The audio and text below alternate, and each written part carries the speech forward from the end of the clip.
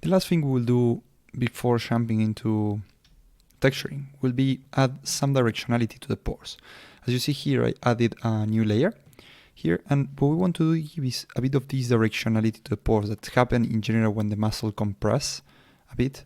So in general, tend to be like against the direction of the muscles, right? So for example, in this case, we'll start, and for that, we will come here, we'll come to our standard brush, and instead of dots, we'll go to color spray.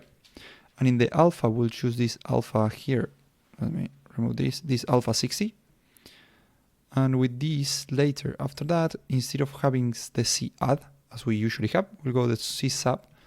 And with this, if we do like this, we'll have all this kind of direction in the skin, right? So for this, we'll go, that's a bit too big. So what I would do here is press dynamic. So that one's a bit too big, but I will press dynamic here, and I'll go a bit smaller. So we have more or less the same directionality in the same size in everywhere where we do it, right? Because if we keep dynamic off, like if we adjust the zoom here, the brush adjusts with it, like stays in the same size, right? But in this case, if I make it smaller, the brush gets smaller. So in this, we can make sure that the size of this is the same all the time. So now I will just go to a time lapse at the moment, and I will start adding this direction all over the place. I will make this, I'll go back and make this a bit smaller.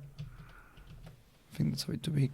So something like this, and start getting a bit of this direction in some areas to have that feeling that the skin is not so young and fresh, let's say.